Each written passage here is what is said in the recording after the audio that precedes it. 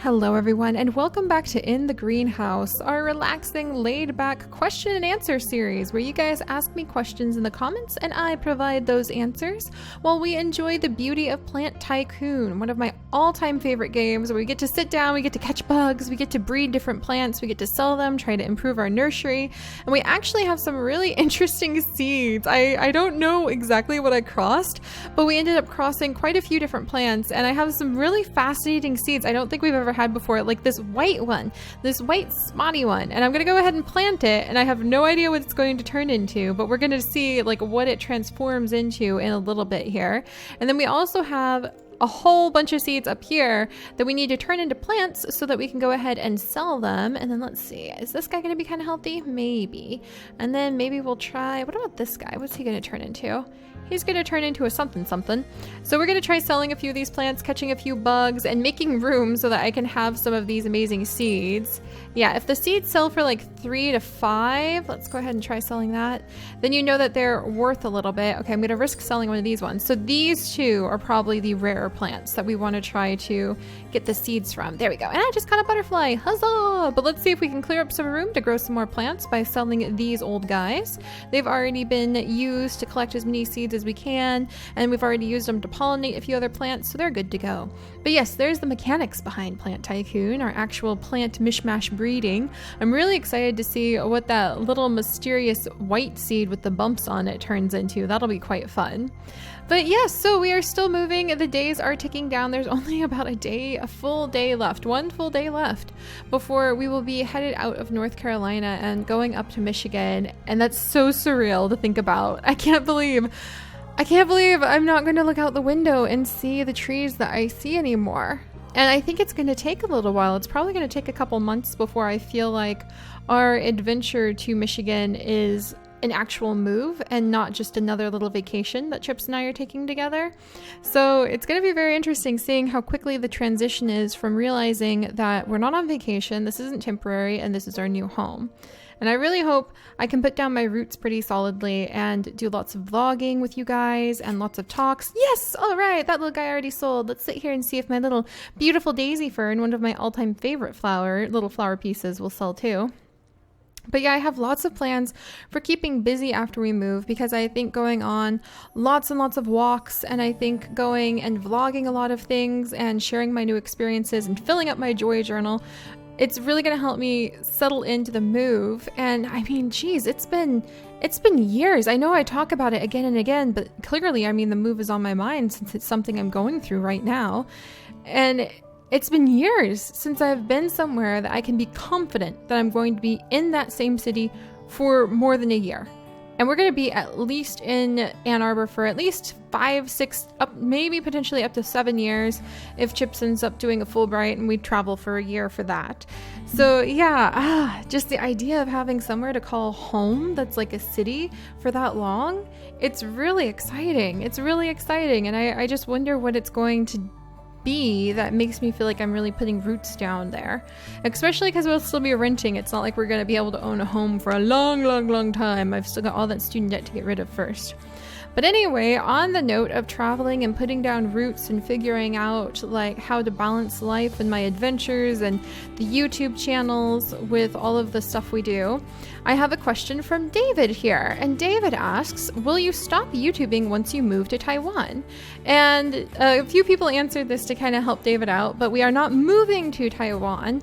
We will just be going to Taiwan for about 2 to 3 months out of the year next year. And the year after that, it'll be Tokyo. And the year after that, it'll probably be mainland China. And we will be traveling out of the country for those periods, mostly around Asia. Yes, there goes that other plant. Oh, look how much money we have. We just need a lot more money. But we're getting there, you guys. We're getting there on having enough money to be able to get the rare soil, which is really exciting. That slow progress. But we will be... Oh, there's a pink spider. Catch it. I didn't catch it. I need a better net. But we will be traveling extensively once Chips is ready, like once he reaches that phase of his research. And the reason that we will be traveling... And I think I'm gonna have to just go ahead and sell these little guys. Sorry, little buddies. I really wanted to keep you. And then we'll go ahead and see if we can sell these guys. There we go. Is there 2 plants out here? Why is there only 1 plant? All right, we're gonna sell that one too. There we go. But anyway, sorry, I got distracted because I'm really into the plants today, it seems.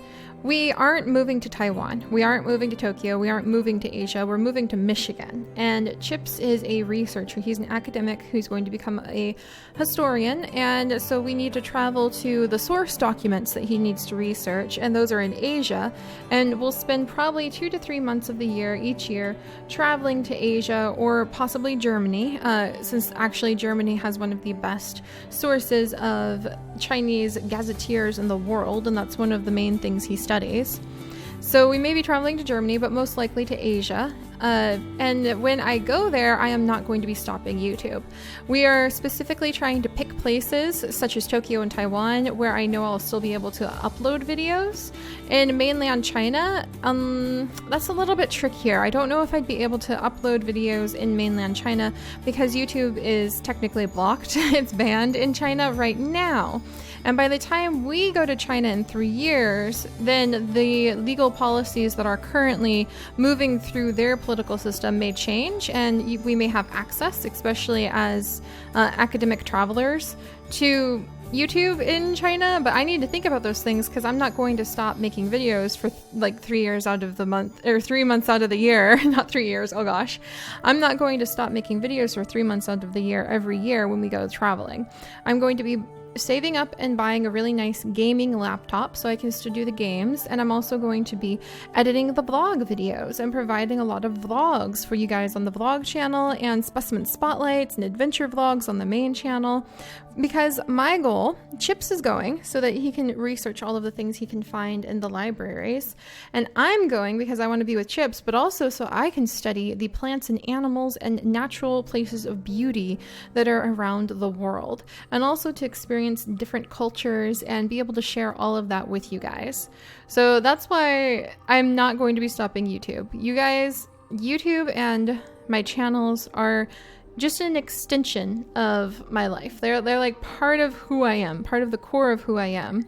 So the growth of the channels and how busy they are and what's on them, and the growth of the vlog channel especially, are reflections of what's going on in my life. So when I go to Taiwan, you're going to see the reflection of my adventures in Taiwan. I'm not just going to like go, I'm gone for 3 months and then come back. So don't worry about that. Don't worry about that. All right. Anyway, I'm rambling too much because I'm really excited and nervous about this move, but nervous in a good way. Just there's a lot of work to do, basically. So let's go ahead and dive in and answer some more of you guys' amazing questions. And Abby asks, Seri, are you dyslexic? And no, I am not dyslexic. I have a few family members who are, but I do have number dyslexia, which means that it's very difficult for me to keep numbers in the proper order that you normally see. I flip where numbers belong. I especially flip numbers in halves. So say if you had like 1986, I might see it as 8619, or I might flip the number entirely and I'll see it like as 6,800 and like 81 or something like, or like 91 or something like that. So numbers are very difficult for me to look at. Like right now I see 905 on the bottom of the screen right here where it says cash, and I read it as 905, but when I go to try to think about it, it comes off as like 509, or it comes off as 590. And so I have to sit and I have to take an extra second to sort where the numbers are. And I didn't know number dyslexia was an actual thing until probably 3 years ago. And then I realized, oh, this is a real thing. I thought it was just a personality flaw in myself, that I was so bad with numbers and I couldn't remember numbers, and people would tell me phone numbers, or people would tell me like a date and I couldn't remember it. And I always felt really bad, like, geez, what's up with you? Are you just that bad at math? What's going on, Seri? And it turns out like I have number dyslexia, and it's happened a lot when like Chips and I are traveling, for instance. We've learned you can't tell me, okay, like remind me to pull off the X at 109, because I'm going to flip the 9 and see 106. And so that's happened a lot. So we've learned that I have to be looking at it and reading it carefully out loud to be able to get the exit numbers right when we travel. So I do have number dyslexia. I didn't know it was a thing for a very long time. And it was a very frustrating phase of my life to think that it was just that I was lazy or just not mentally capable of doing math. And ever since I realized that, it's really helped me be nicer to myself, even if it hasn't helped me understand numbers better. So there is that, but no, I'm not dyslexic, though I do have many family members who are. And then Lucky Shelter Dog asks, will you ever tell your real name? And that's a very common Q&A question I get, and I actually have sprinkled my real name and hints at it throughout almost all of our series. A good chunk of everybody knows my real name by now. It's a plant, it begins with S, it's 4 letters. It's super easy to pick, and it fits me very well. And I'm not hiding it. I just think it's funny to kind of leave those hints and to see which people work it out. And really, for you guys, I'm Seri. And then my real name is kind of something I have learned that I need to protect and reserve for my family, just so that I can be in Seri mode and then I can be in me mode. And they're the same thing, but they demand different energy levels, and they kind of bring out different parts of my personality. So for you guys, I'm Seri, and for my core family, I'm somebody else. And it's really funny when I go and visit my family and they don't understand a single thing I'm talking about when it has anything to do with YouTube or anything to do with the adventures I do on YouTube, except maybe my niece. So it's really weird to have like my life's work be completely over the head of everyone back at my core family. So it is kind of funny that way. But that's why it's refreshing to not be Seri with them, because then it's not such a letdown. Then I'm just me. And then Lucky Shelter Dog also asks, will you ever consider adopting a kid? And I have actually answered this really in depth in previous Q&A videos. So the short answer is no, because Chips and I don't want to have kids. The long answer is go check those Q&A videos out, because I really dive into the extensive reasoning behind why we aren't going to have kids. It's not anything dramatic, we're just not going to. And then Trashcraft asks, have you ever played My Singing Monsters? I have not. It is actually apparently super popular right now, because everybody left and right is tweeting to me and messaging me and wants me to try My Singing Monsters. So it's definitely on my list of things to try for sure. So I haven't tried it yet. I probably am going to pretty soon, because I'm pretty open to all sorts of different types of games, including app games. And I'm always curious to see how people will take the app games, because believe it or not, app games are actually one of the most popular things on our channel. People love their Horse Haven. They really love their Horse Haven. All right, you guys are already cheap. I don't know why no one is buying you, for goodness sakes. All right, I'm going to sit here and watch everything mature. I don't think they're going to bloom, but they're at least going to mature. Sit here and catch things in my bug net instead, for crying out loud. In fact, they're so cheap and they're already depleted. I'm just going to go ahead and get rid of this plant and plant some of the fancy seeds that it had, because they're worth more. My goodness, like you. All right, this is, okay, come here. I missed that one, dang it. Do I have one of those? I don't have, man, look at this. I have no space. All right, here, now I can save one of these seeds. All right, come here, you rare thing. I'm going to like shove you over there. All right, and we'll just see what those turn into. And let's see, that's worth 46, whatever the heck I planted. This is only worth 25. Oh, you guys did mature. Oh, yay, they did bloom. Huzzah. Well, I'm actually going to grab this cactus and pollinate these two. There we go. And we'll see where that gets us. And then you, I guess I'm just going to sell one of these seeds. There we go. And now we'll sell this guy and we'll see where we are now. Wait, did I plant a seed in there? Yeah, I did plant a seed in there. Okay, we're good. All right, never mind me. I do love my little plants. I do love the Plant Tycoon part of Plant Tycoon, not just the rambling too. And let's see. Yeah, but My Singing Monsters has been immensely requested lately, so I'll probably dabble in it because I do enjoy the app games. Like I mentioned a few rambling vlogs, rambling Q&A episodes ago, I think all video games could be considered valid video games. The point is just what kind of enjoyment you personally get out of them. So I'll try it out. And then another question that's relating to plants. I knew I saw one that was related to plants, and I was just talking about how much I love plants. It's from Allison, and Allison asks, "Hi Seri, I don't know if anyone has asked this before, but what is your favorite kind of tree?" tree? And that's a really good question. I think my favorite kind of tree is probably the mimosa tree because I love its pink blossoms and I love the way its leaves look almost like fern leaves, and I love how green its leaves are, and I love the way that the little tiny bits of pollen just are this gentle dab of gold on the end of the pink blossoms. So yeah, probably the mimosa tree. I also love Mongolia trees. I think they're absolutely stunning, especially the big gigantic ones that are super old. I have a big passion for oak trees because they just look so amazing when they're super old. Like the ones that were hundreds of years old we saw on Bald Head Island. They took your breath away. I could see where the lore and where the idea of oak trees being such a sacred plant comes from. When you stand in front of like a 700-year-old oak, it really, really grounds you like nothing else. It can make you feel super humble just to be in front of it. So oak trees, magnolia trees, mimosa trees, those are the only ones that really come to mind straight away. I do have a big passion for oaks now that I think about it. And then Chris asks, do you like to listen to the rush of the river or watch birds more to calm down?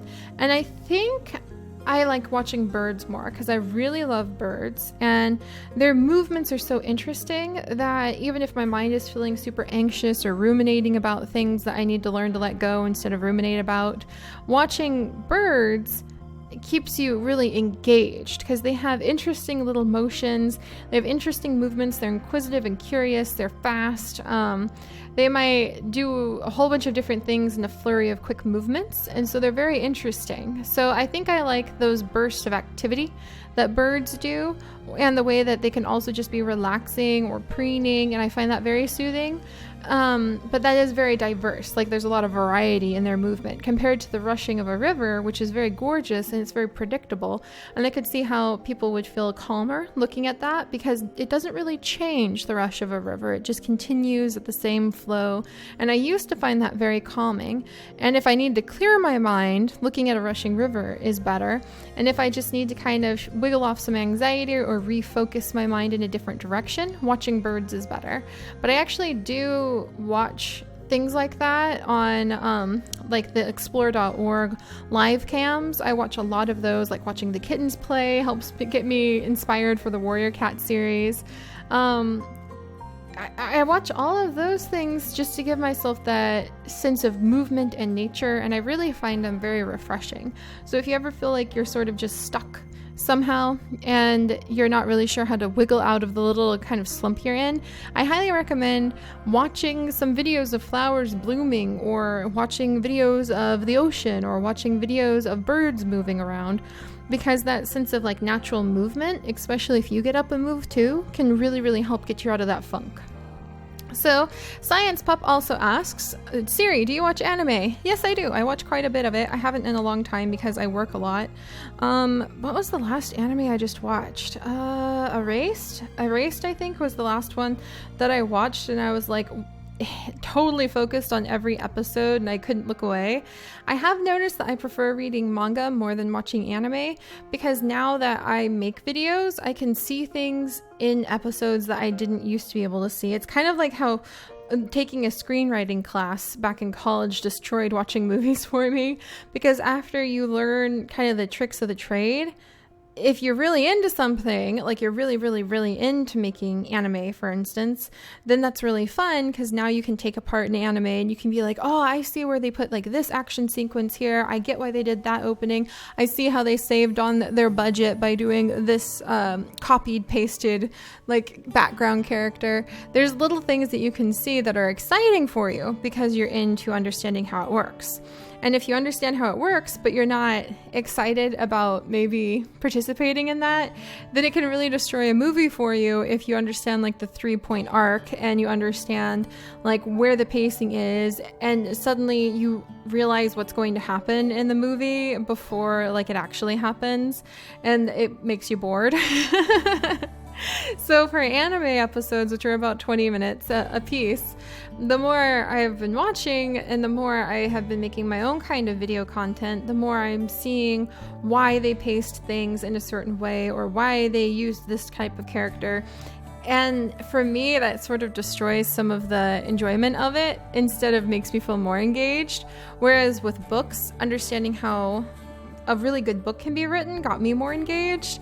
Basically, the more I learn about making videos, the less I like watching them. Because I can pick them apart. I really need to be wowed now. I think that's what it is. It raised the bar on how good something had to be for me to feel like I could really enjoy it. And Erased was pretty good. It had its bumps. Everything does, but it was really good. So there's that. And then John Griffin asks, hello, Seri. Will Pixelmon become a series after you get back after the move? And yes, it will. I actually tweeted out, if you guys may have seen it, I think last week, I tweeted out a sneak peek at the Pixelmon Ranger art that Eric has already finished for us. And so I have the art done. I have downloaded some of the mods. I'm organizing things. Oh, wow. I just glanced out the window, by the way, and there's a pair of hummingbirds fighting. So that's interesting. So yeah, I have the mods installed or downloaded, and I need to just make sure they all play nicely together, and a bunch of other work like that. Sell, gosh darn you! Why will none of you sell? I need money, for crying out loud. I need money. Give me money. There's a rose bamboo. What? Oh, there's a spider. That spider just gave me more money than anything else has in a while. Here, I'm just gonna have to sell this rose bamboo, I think. And then I guess I'll go ahead. I mean, maybe try pollinating that. And if I get a seed, I get a seed. If I don't, I don't. All right. And ooh, this blue star lemon bush came up. Okay. Let's try crossing this. And then let's try crossing like this. And we'll see if we get anything interesting from these lemon bushes. All right. Don't mind me, you guys. I'm just playing with my plants as usual. But yeah, that was interesting. A pair of hummingbirds fighting right outside the window. Some of the last things that I will be able to watch here in North Carolina. And then there goes a giant wasp. So, maybe I won't miss the wasp as much. Though none of the wasps here have ever tried to sting me, so that's good. But yeah, Pixelmon Ranger, it will be coming back. It's on my list for things to do for the month of August. It's been on my list for a long time, but I'm trying very, very, very hard to be a lot more organized and disciplined with how I'm going to be creating content after the move. I have mentioned it a lot in these Q&A videos, and I've mentioned it a lot in vlogs, but I just really have high expectations for myself. And I am going to try to be even more organized than I ever have been before. I'm going to be try to be more focused, and I'm going to try to bring more adventures to you guys. And it's my expectations for myself are so high. And that's just what I'll say for that. But that is, yes, Pixelmon, it's something I want to do. And I'm just so overwhelmed with so many things to do that I need to become more disciplined, more organized, more focused without sacrificing family time with Chips and without sacrificing time that I need to invest in my health to get there. So yeah, Pixelmon will be coming. Anyway, all right. And then Paint Mom Gaming asks, how long is your hair and how long have you been growing it? I can sit on my hair and I have been growing it for the past 18 years. Let's see. And then Emily Leaf asks, can you hint the first cats to start the new clans in your warrior series? And the only hint I really feel comfortable giving right now, because everything is always so up in the air with the warrior cat series, is petals, open spaces, rainbow beetles, and kits. And those are the things I'll mention. Petals, open spaces, flowers, rainbow beetles, kits, and I wonder, obsession. And I'll just say obsession. And those are kind of the key things that you can have, the key phrases that I would use right now to define my idea of what the third clan is going to be like. It's going to be pretty interesting. That's going to introduce a lot of plots and a lot of tension. All right, and then Rosemary Green asks, have you ever played a visual novel game? I find them nice and relaxing to just sit down and play/read. And I think I've played maybe one or two, but we're talking more like the Nancy Drew-esque sort, where they sort of guide you through, and it's not like the dating ones, it's more like story-based. But I know a lot of people who really do love them, and I've had a lot of requests to try out some of them, so maybe one day I will. That could be very interesting. And then let's see, Wolfie also asked something very interesting. Have you ever considered setting up a casting call and having voice actors for the Warrior Cat series? Just curious. And that's something that a lot of people have requested, and they have kind of implied that it would be better if I had voice actors.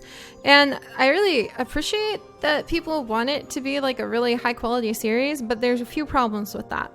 The Warrior Cat series is written on a more or less a daily basis because the game itself can change everything. So there's many instances where you guys have seen cutscenes that show up because something happened during the gameplay that made it so I had to roll, and then for like effects that could have happened, and then I needed to make a cutscene that would be right there, right then. So often I have to stop midway through gameplay, write a cutscene, record it, and then resume gameplay, all in the same recording time, so that I can get the video done. So if I had voice actors, I would have to send out a script that would have to go to the cats, and then you wouldn't be able to, like, they'd have to go to the people representing the cats, and there's several problems with that. And the voice acting that I do, I read it as though it was a book, so that it explains behaviors, it shows insights into the cat's minds.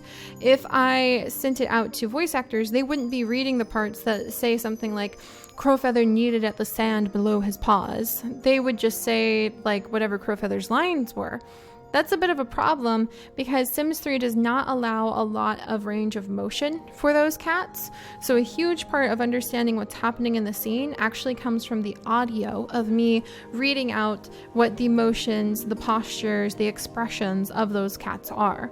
Another huge problem is because of those scenes where I have to stop midway through recording and create something completely new, that would really suck because then I couldn't move on with editing that video together until I reached out to the voice actors and got it back.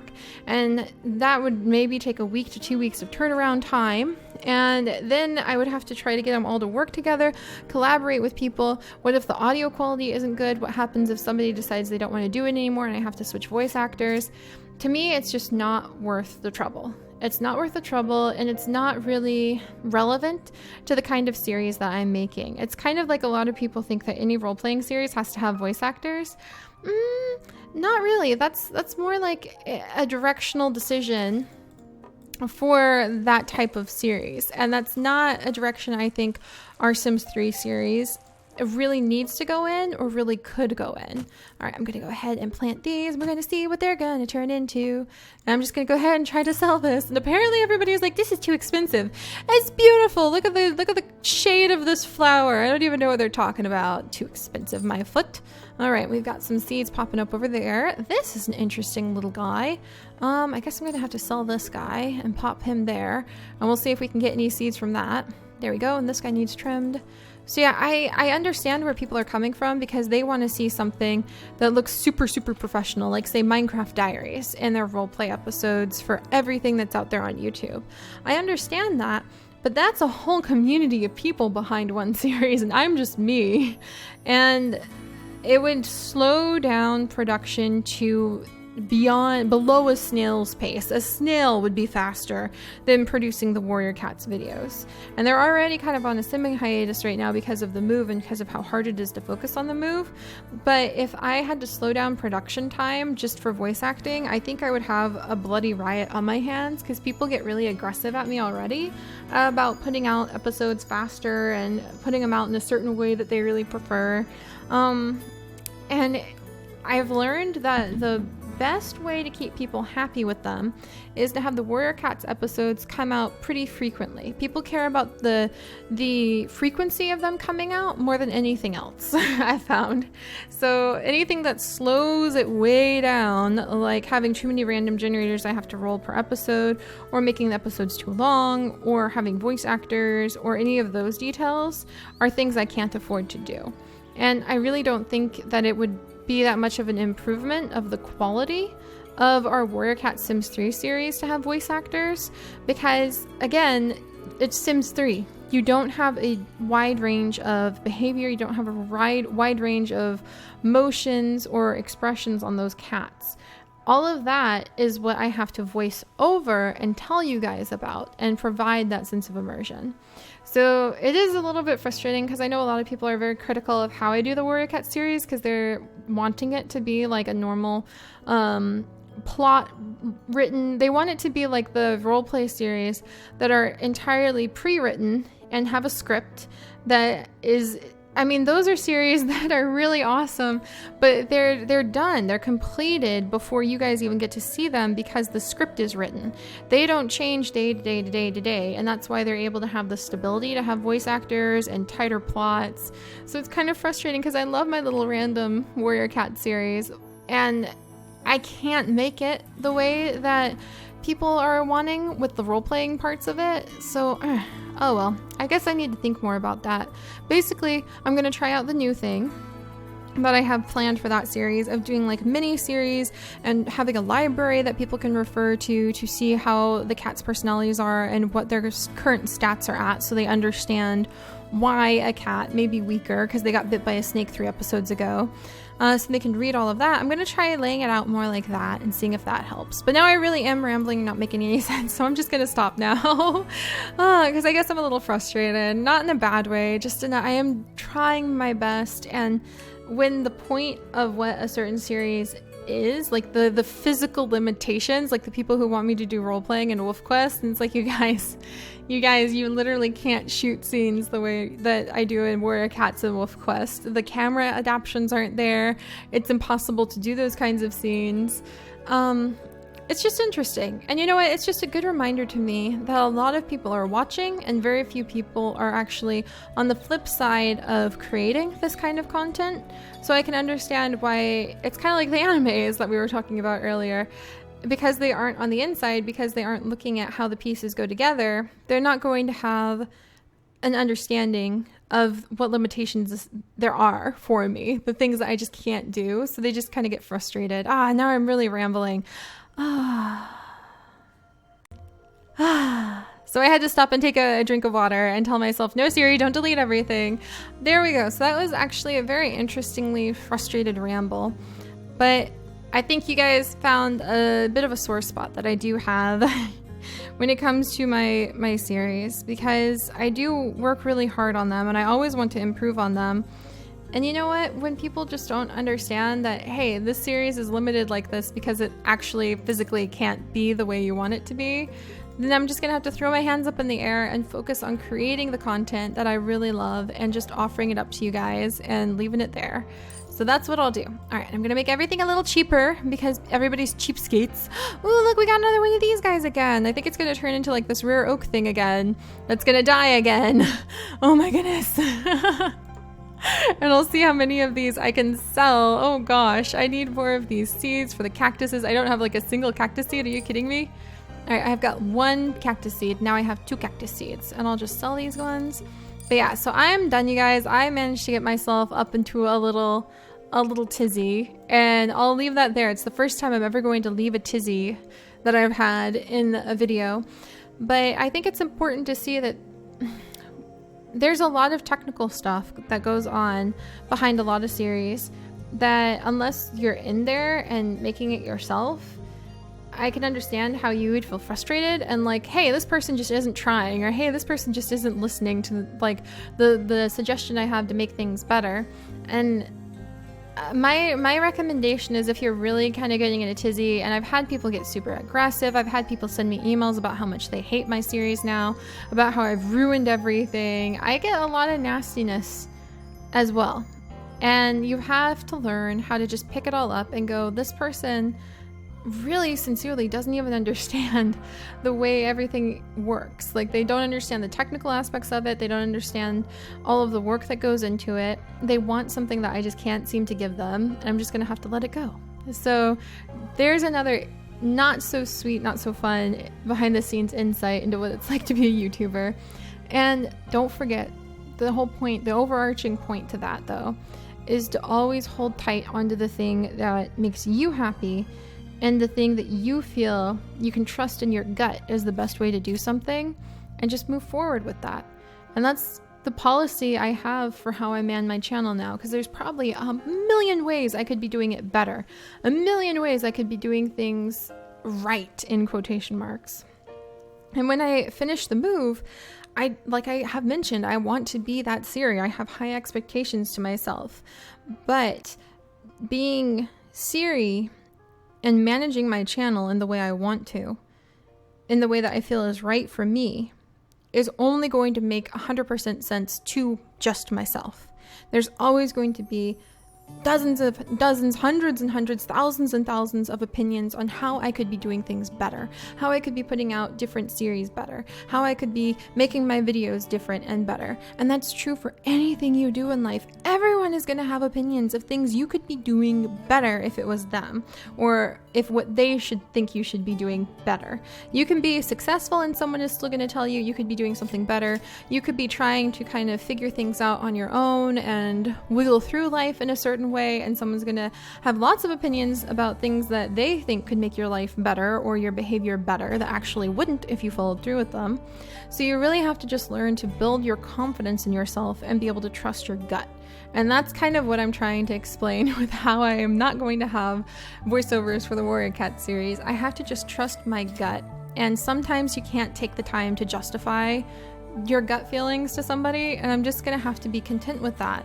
Because you have to, at the end of the day, and I've had some YouTuber friends recently who have been very frustrated with comments and suggestions that people have been leaving. And I could talk more about like my opinion about how people see YouTubers as a person.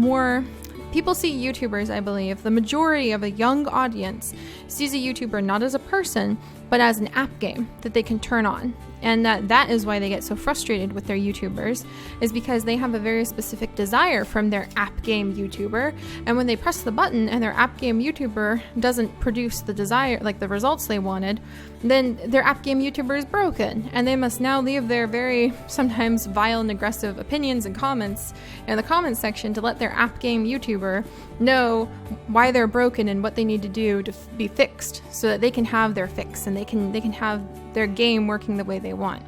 And we're not games, we're people. And mostly it's the older audience who gets that.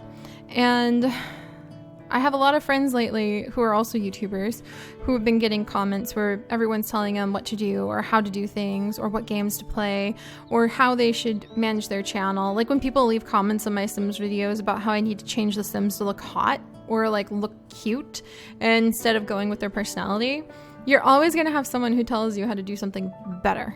And you need to build up the confidence in yourself to be able to objectively look at what you're doing and go, am I following my gut here? Do I believe that my gut is right? Is this the way I want to do something? And you just have to stand by that. So there's that ramble. Oh my gosh, I can't believe I got my dander so raised up about that. Goodness gracious. All right, well, we'll just kind of leave that be. I'm going to water these plants and just stop now because apparently you can really fluster me. But I touched on like a half dozen really important concepts: how people treat YouTubers, how people see YouTubers, how you should treat yourself when you feel like you have the capability to trust your— oh my gosh, what the heck are you guys gonna be? They're so expensive, $74 a piece. Yes, please. Yes, I will definitely take that. Hello. You two need to get out of here so I can plant the last 2 seeds. But I'm just gonna stop babbling about those things and just let you guys know that may have seemed like a really all over the place ramble, but it was sincerely just about when you work hard at something and you develop confidence in something, even when you're successful at what you're doing or you're feeling like you're starting to be successful at what you're doing, there's always going to be thousands of people who have ways to tell you about why you're doing it wrong. And at some point, you need to find the balance between trusting your gut and continuing forward with what you believe is the right way to do something, and with being able to objectively listen to all of those opinions, take what you think should be used and try it out, and just block out the rest, because otherwise you'll get slowed down, and you don't want to get slowed down. You want to be able to keep moving and keep creating and keep following whatever it is you're going for, because at the end of the day, you're the only person who's going to be putting that work in to create what you want. And if you aren't enjoying creating what you want, and if you aren't feeling like you're going down the right path, and if you don't have confidence in what you're doing, then you're just going to be stuck in the mud or spinning in place and not moving forward. So there's my rambly words of wisdom. I'm going to go get a good drink of tea now and settle myself and go look into the many amazing things I hope to accomplish after the move to reach my very high expectations of wanting to be a better Seri and wanting to bring you guys better stuff. And I will see you all next time. Bye, guys.